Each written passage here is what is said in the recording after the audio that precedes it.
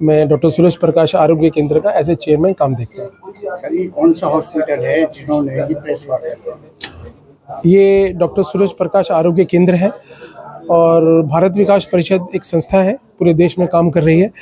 इस केंद्र को भारत विकास परिषद ही संचालित करती है। 2022 में इसको हमने शुरू किया, अब हम लगभग 2026 में आ गए, 4 साल हो गए। तो जैसा प्रेस वार्ता में मैंने बताया कितनी तरह की सुविधाएं इस हॉस्पिटल में उपलब्ध है, और ये हॉस्पिटल उन लोगों के लिए है जिनकी जेब में पैसे नहीं है, जो अफोर्ड नहीं कर पाते। इसीलिए हमने हमेशा कहा है ये हॉस्पिटल अफोर्डेबल है जी। तो सुविधाओं की अगर मैं बात करूं तो हमने कुछ छोड़ा नहीं है। जैसा कहा, मल्टी स्पेशलिटी हॉस्पिटल है, डायलिसिस से लेकर, हार्ट सेंटर से लेकर, ओपीडी से लेकर, कीमो से लेकर, फिजियोथेरेपी से लेकर, अपने सारी सर्जरी हमारे पास उपलब्ध है। तो सुविधाएं सारी हैं।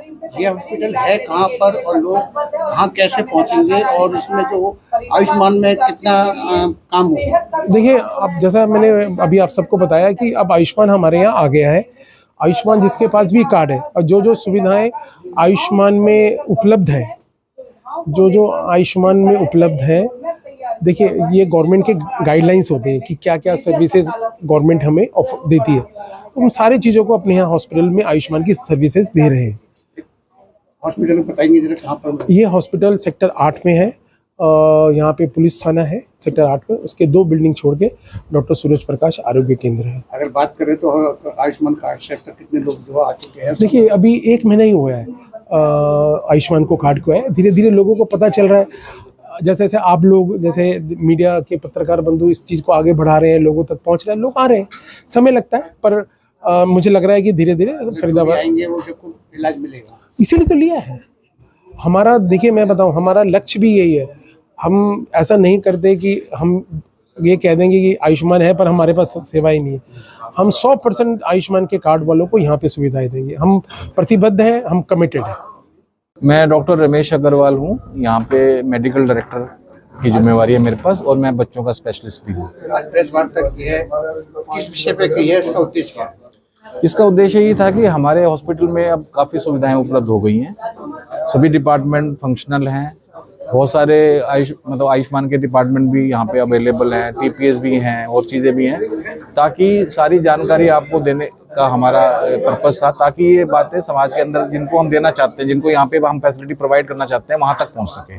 तो बेसिक पर्पस यही था। आयुष्मान की बात करें तो आयुष्मान के जो कार्ड के जो मरीज आए हैं, वो अब तक कितने मरीज यहाँ पर आकर इलाज करा चुके हैं और कौन कौन सी बीमारी है? देखिए, ऐसा है कि अभी हमारे को जनवरी के एंड में ही ये पैनल मिला है, लगभग 2 महीने होने वाले हैं। तो लगभग मैं बता रहा हूँ कि रोज 30 पेशेंट तो कम से कम ऐसे हैं डायलिसिस की जो रेगुलर सुविधा है ले रहे हैं। हमारे पास एक बार में 20 पेशेंट होते हैं डायलिसिस के, तो 10 बेड उसमें आयुष्मान के होते हैं कम से कम।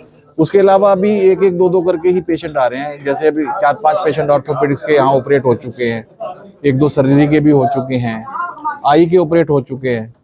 तो इस प्रकार कुछ जैसे जैसे अब यही पर्पस है हमारा आज कि हम ऐसे बताएं, जैसे मेडिकल ऑन्कोलॉजी है, ये कोई लेता ही नहीं आयुष्मान में, हम करने को तैयार हैं। तो आप ये बात समाज में पहुंचाएंगे तो हमारे को ज्यादा से ज्यादा पेशेंट मिलेंगे, हम तो तैयार है करने के लिए। यही बहुत बड़ी बात है कि आयुष्मान से लोग नहीं करते हैं। अभी आप, लेकिन आयुष्मान से कौन कौन सी बीमारी आप करेंगे जो आयुष्मान? नहीं, मैंने अभी बताया था कि सारी सर्जिकल बीमारियां हैं जो उनका ऑपरेशन हो सकता है यहाँ पे।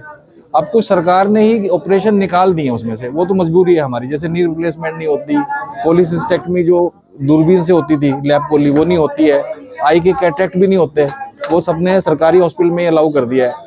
तो जो अवेलेबल है वो करते हैं। मेडिसिन में हमने जैसे डायलिसिस कर रहे हैं, मेडिकल ऑन्कोलॉजी एक बहुत बड़ा एरिया है कि जो बाकी कोई नहीं लेता, हम करने को तैयार है कैशलेस। तो उसका अगर आप प्रचार करेंगे, बाकी सारे डिपार्टमेंट है, सिर्फ सुपर स्पेशलिटी जैसे न्यूरोलॉजी हमारे पास नहीं है, न्यूरो सर्जरी नहीं है, उसके पेशेंट नहीं ले सकते। मैं